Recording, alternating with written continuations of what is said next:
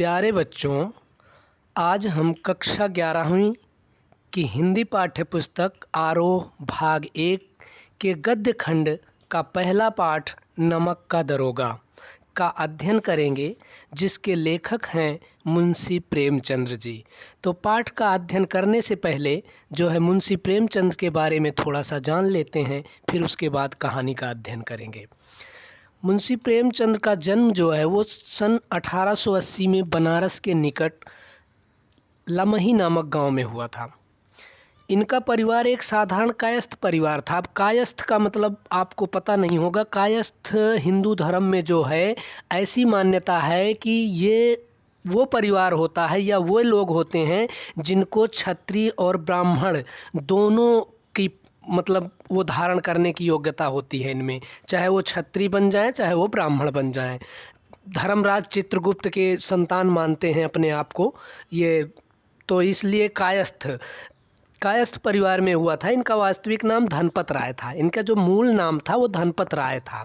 इनके घर की आर्थिक दशा अच्छी नहीं थी। कहने का मतलब ये बहुत ही परेशानी से गुजर रहे थे। इनके पिता डाक विभाग में लिपिक थे। लिपिक का मतलब जानते हैं आप? अंग्रेजी में जानते होंगे लेकिन हिंदी में नहीं जानते। लिपिक होता है क्लर्क। क्या होता है? जिसको आप क्लर्क कहते हैं अंग्रेजी में, वही लिपिक होता है। तो डाक विभाग में क्या थे? लिपिक थे। इनकी माता अस्वस्थ रहती थी। अस्वस्थ का मतलब कि हमेशा बीमार रहती थी। वो अस्वस्थ रहती थी। 5 वर्ष की आयु में वो माता विहीन हो गए। 5 वर्ष की आयु में ही मुंशी प्रेमचंद की माँ जो है वो चल बसी थी। माँ का प्यार जो है उनसे छूट गया था। 14 वर्ष की आयु में पिता का साया भी इनके सिर से उठ गया। 14 वर्ष की आयु तक पहुँचते पहुँचते इनके पिता का भी देहांत हो गया। परिवार का सारा भार उनके कंधों पर आ पड़ा। जब परिवार की जो भी स्थिति थी पहले ही खराब थी, अब और उनके कंधों पर ज़्यादा बोझ हो गया। 16 वर्ष की आयु में इन्हें अध्यापक की नौकरी करनी पड़ी। घर की इतनी स्थिति खराब हो गई कि 16 वर्ष की आयु में, जिस आयु से अभी आप 11वीं कर रहे हैं, इस अवस्था में वो अध्यापक बन गए थे। नौकरी के दौरान वे डिप्टी इंस्पेक्टर के पद तक पहुँचे। वे स्वभाव से स्वाभिमानी एवं देशभक्त थे, इसलिए इन्होंने सन 1920 में नौकरी से त्यागपत्र दे दिया तथा गांधी जी के आह्वान पर राष्ट्रीय आंदोलन में कूद पड़े। इन्होंने जीवन भर साहित्य की सेवा की, मतलब रचनाएं ये करते रहे पूरे जीवन। इन्होंने आजीविका के लिए स्वतंत्र लेखन को अपनाया। आजीविका जिससे जीवन वृत्ति चलती है, जिससे हमारी दिनचर्या रोज का हमारा जीवन चलता है, जीवन निर्वाह जिससे होता है, उसके लिए इन्होंने साहित्य लेखन को अपनाया तथा मुद्रणालय भी चलाया। मुद्रणालय का मतलब समझते हैं? छापा खाना, जहाँ पर ये छपाई होती है बुकों की, पुस्तकों की। जीवन संघर्ष करते हुए सन 1936 में इनका देहांत हो गया। प्रमुख रचनाएं मुंशी प्रेमचंद ने आरंभ में उर्दू में लिखना शुरू किया था तथा बाद में हिंदी में लिखने लगे थे। इन्होंने वरदान, सेवा सदन, रंगभूमि, कर्मभूमि, गबन, निर्मला, प्रेमासरम, गोदान आदि 11 उपन्यासों की रचना की है तथा 300 के लगभग कहानियां लिखी हैं, जिनमें कफन, पूस की रात, 2 बैलों की कथा, पंच परमेश्वर, बड़े घर की बेटी, शतरंज के खिलाड़ी आदि प्रमुख कहानियां हैं। करबला संग्राम, प्रेम की देवी इनके प्रमुख नाटक हैं। कुछ विचार विविध प्रसंग इनके प्रमुख निबंध संग्रह हैं। कहानी कला की विशेषताएं, जो साहित्यिक विशेषताएं इनकी होती हैं, वो जब पूछा जाता है कि इन लेखक की साहित्यिक विशेषताएं बताओ, मुंशी प्रेमचंद की जो साहित्यिक विशेषताएं हैं उनमें है विषय की विभिन्नता, गांधीवादी विचारधारा का प्रभाव, मानव स्वभाव का मनोविश्लेषण, ग्राम्य जीवन के प्रति सहानुभूति, जो गांव का जीवन होता है उसके प्रति सहानुभूति, सिंपैथी दिखाना, पात्र एवं चरित्र चित्रण, जो पात्र हैं उनके चरित्रों का चित्रण करना, भाषा शैली। प्रेमचंद अपनी सरल, सरस और साहित्यिक भाषा के लिए प्रसिद्ध हैं। बिल्कुल सरल साहित्यिक भाषा है, प्रसिद्ध है। इन्होंने लोक भाषा को ही थोड़े सुधार के साथ साहित्य का रूप दे दिया। जो प्रचलित भाषा है, जो लोक भाषा है, जो संसार की भाषा है, उसी को साहित्यिक रूप दे दिया है। यही था इनका जीवन परिचय, इनके साहित्य का परिचय।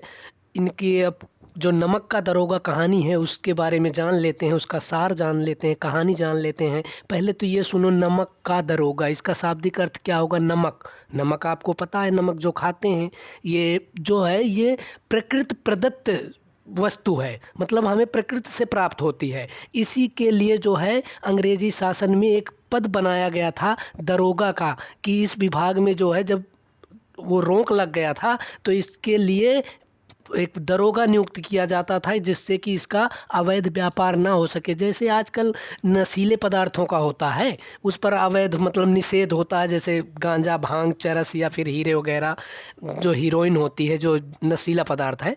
उसी तरह से उस समय में नमक को तो दरोगा बना दिया था। दरोगा या साई होता है जो हेड होता है थाने का, उसी को दरोगा कहते हैं। तो इनकी जो कहानी थी वो नमक का दरोगा शीर्षक कहानी प्रेमचंद की बहुचर्चित कहानियों में से एक है।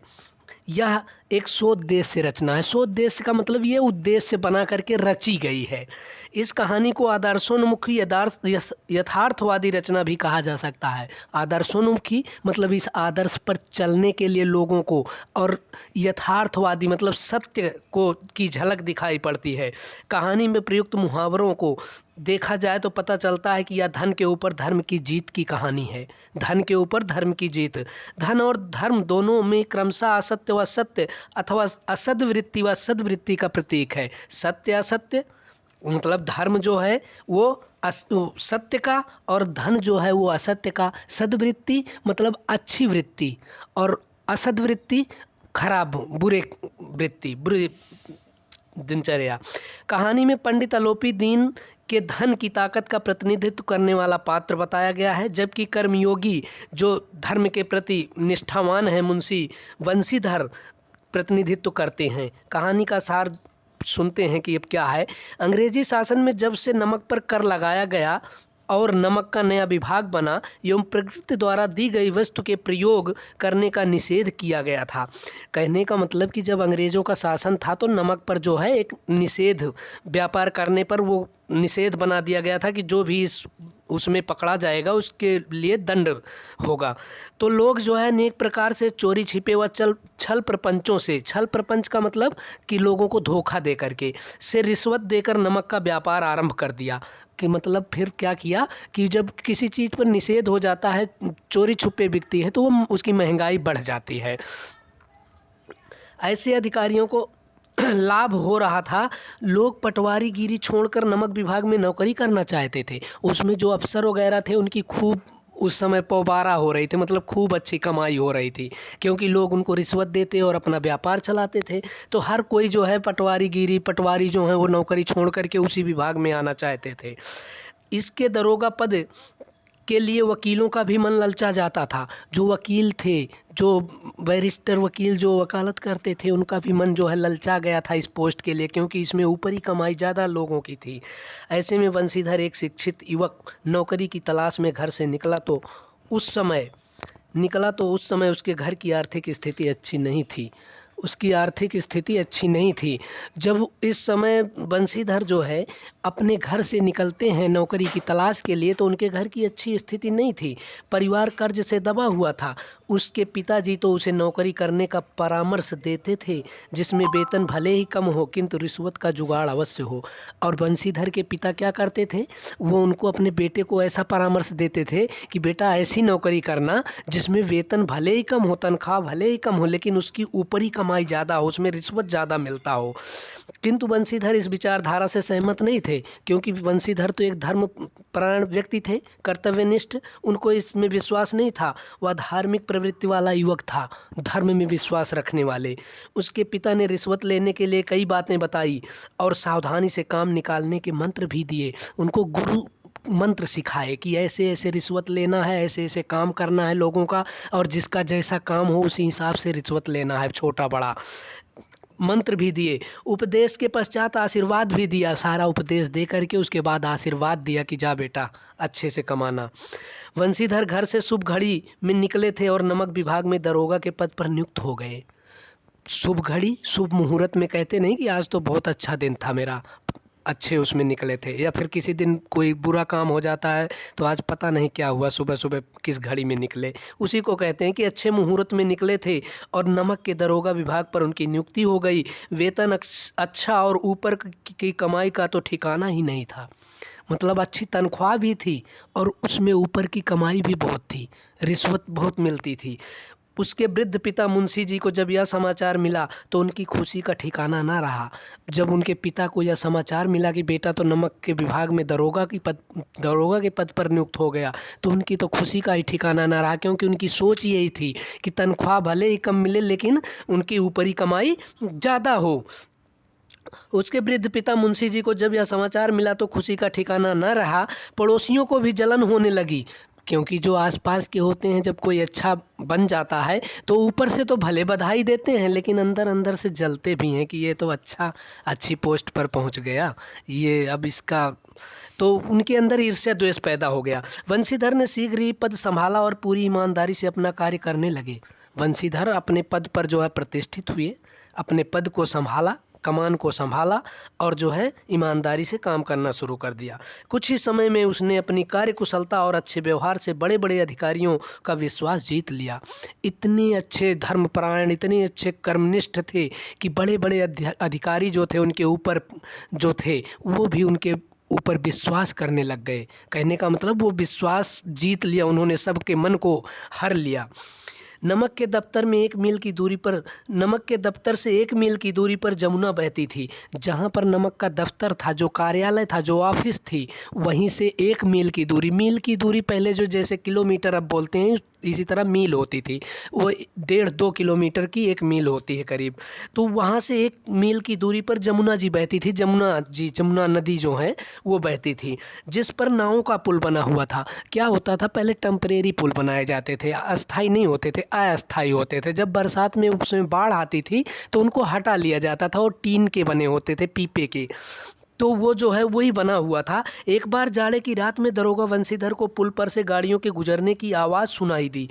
एक बार जाड़े की रात का समय था और मुंशी दरोगा जी को जो है उस पुल से गाड़ियों की आवाज़ सुनाई दी, क्योंकि जब गाड़ी उस पुल पर जाती है तो उसकी आवाज़ होती है। टीन पर वैसे भी कोई चीज़ चलेगा तो उसकी आवाज़ ज़ोर से जब चलेगा, दबेगा और फिर उठेगा, तो उसकी आवाज़ हुई और सुनाई पड़ी। तो उन्हें संदेह हुआ कि कुछ तो गड़बड़ है। उनके मन में शंका हुई कि कुछ न कुछ गड़बड़ ज़रूर है।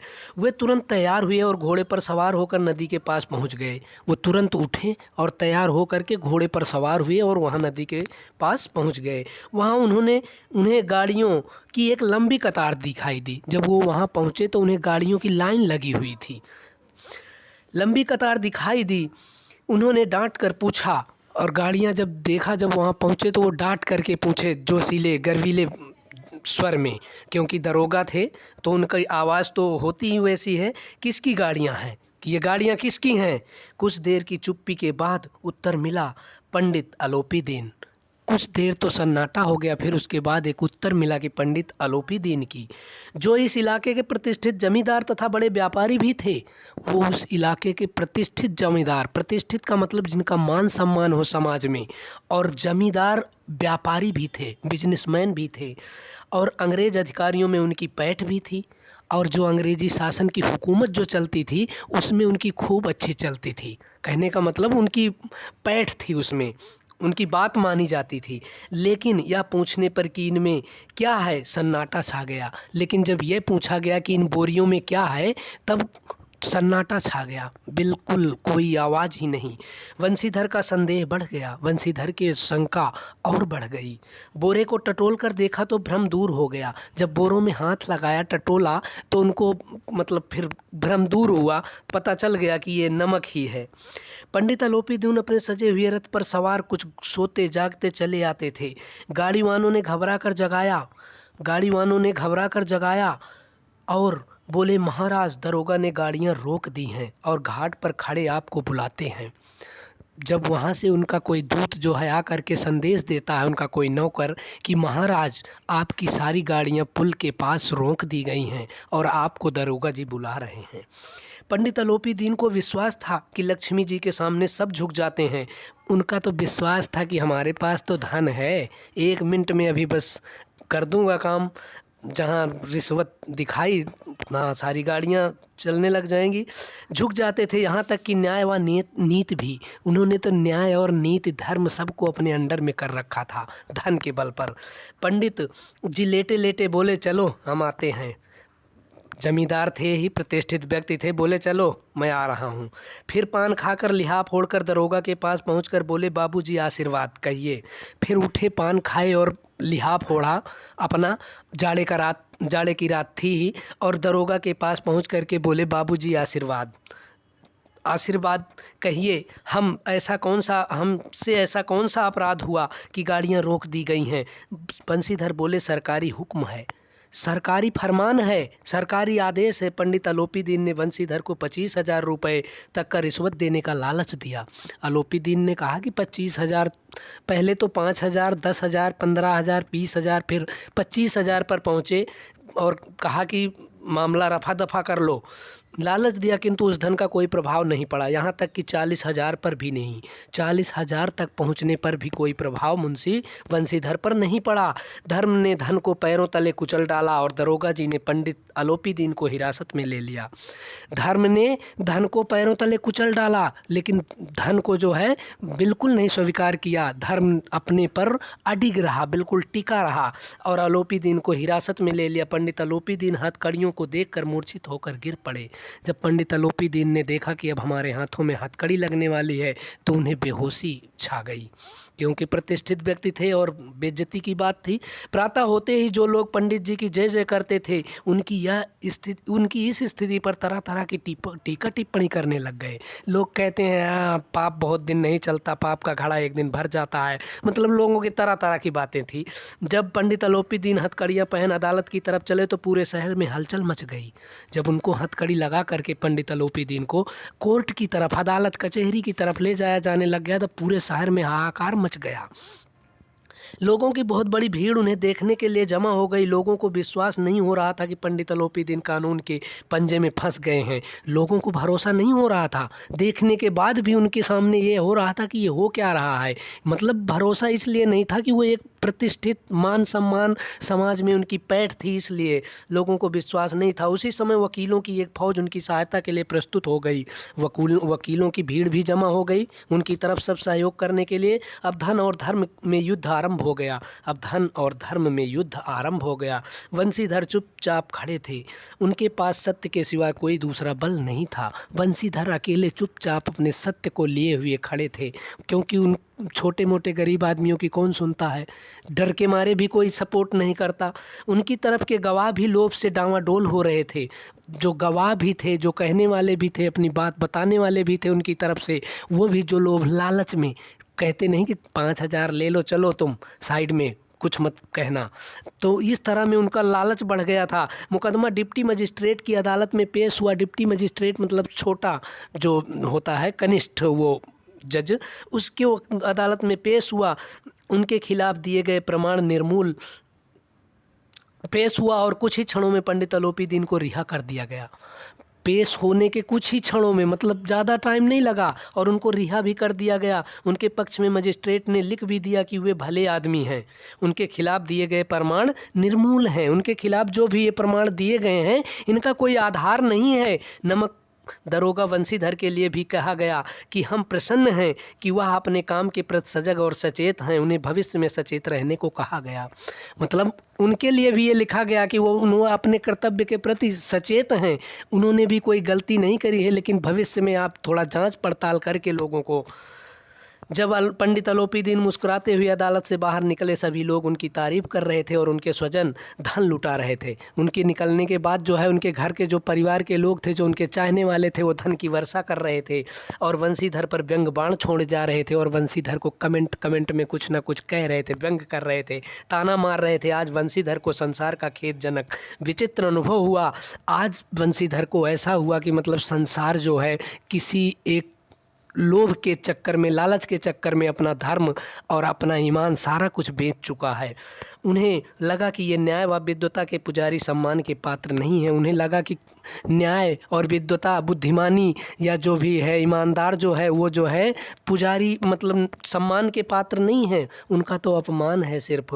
बंसीधर ने धन से बैर मोल लेकर अच्छा नहीं किया था। 1 सप्ताह के पश्चात ही उन्हें नौकरी से निकाले जाने का पत्र मिल गया। मतलब इतनी बड़ी पैठ थी कि उनको 1 1 सप्ताह के भीतर ही दरोगा के पद से हटा दिया जाने का फरमान जारी हो गया।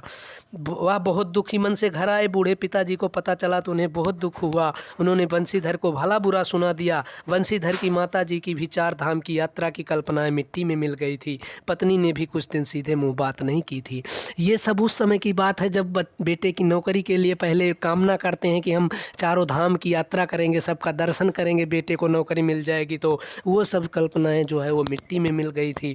पत्नी ने भी कुछ दिन तक सीधे मुंह बात नहीं की।